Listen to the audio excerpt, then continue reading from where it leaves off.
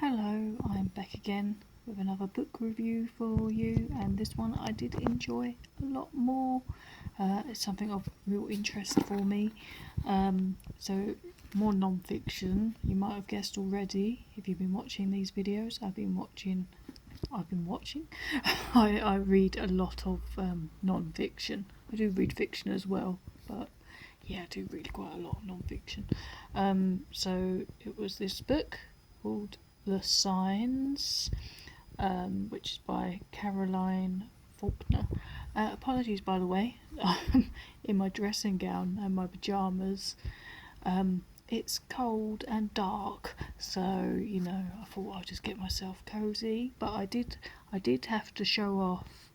My work colleague bought me these super cute earrings, which I'm trying to show you, which are it's basically cat and books. Isn't that cute? Yeah, bookshelf, cat. They are very, very cute. Everything a girl wants: cats and books.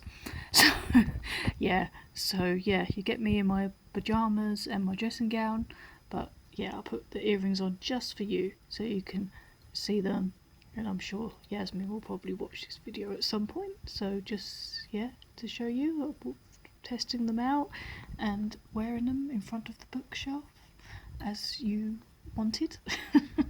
So anyway, the book that I'm reviewing this time is The Signs by Caroline Faulkner, a guide to contemporary astrology.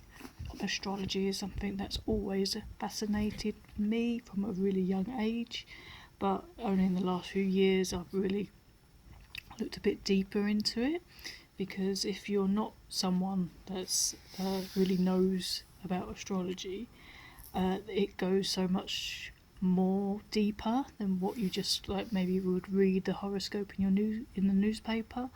That is just based on your sun sign, which is a very, very small part of astrology. When you see your whole birth chart, and you know your time of birth as well, it really helps. You can see where all the planets are, or where they were when you were born, and what star signs each planet rules, and all that has a deep meaning. So it's really fascinating when you actually look deeper into astrology.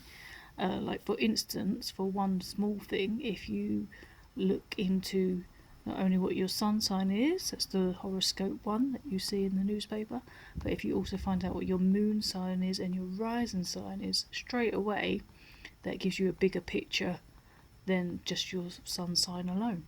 But anyway, I'm diverting, but not diverting that much really.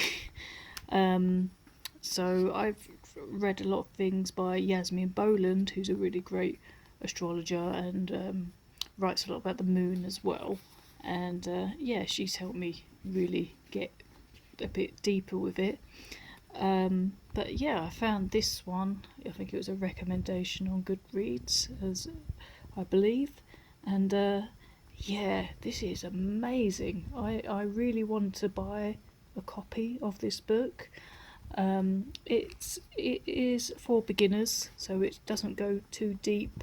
It doesn't go into absolutely everything about astrology, but it does give a really good, quite thorough beginning for you. So it helps you begin to start interpreting your birth chart, so you can see, you can understand what each of the planets represent, and then what each of the star signs are all about. And I have to say, this was quite revealing. Some of the sections in there, like for me, Cancer is my sun sign, but I don't only have it in my sun sign, I have it in quite a lot of my planets in my birth chart, so it's a really predominant star sign for me throughout my chart, so it's a really strong element in me.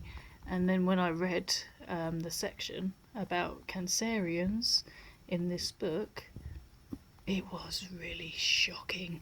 It was kind of like, it's like they had been spying on my life because the way she's written the bits about the star signs is she's put it in categories of kind of the good side and the bad side of each one, and yeah, I related to a lot of it.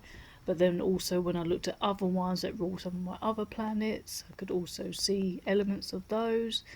And bearing in mind my husband's birth chart, I could see strong stuff about him in there too. So yeah, if you're interested in learning about astrology, this would be a really good one to start with, because it gives you a really basic guide. If you're someone that's already quite deep into astrology and already know about complex matters, then I probably wouldn't read it, because it focuses on the houses a bit, and it focuses on the planets, and on the signs that rule each planet and each house, but it doesn't go into things like the Lilith and North Node, South Node. If you're not an astrology nerd, you won't know what I'm talking about. But yeah, this is really great and really revealing. So even if you don't really want to go super deep and start doing astrology or something, it's worth having a look anyway, because it'll give you quite deep insight into yourself. For me, it certainly did, and there was certainly, it was really quite stunning how accurate it was, especially when you look overall. I'm just always fascinated by astrology, and this just heightened it even more. So yeah, I actually do really recommend this one, and I hope to buy a copy of it myself at some point so I can own it, because I would like to refer to this quite a bit because it's fascinating. Really want to interpret other friends and families' charts and read about them in here. So really recommended. So that's that one. And so that's it for now. I'll be back again real soon. And let me know in the comments if you've read this book or any about astrology, any that you recommend maybe, or what you're reading at the moment, whatever that might be. And I'll see you very, very soon.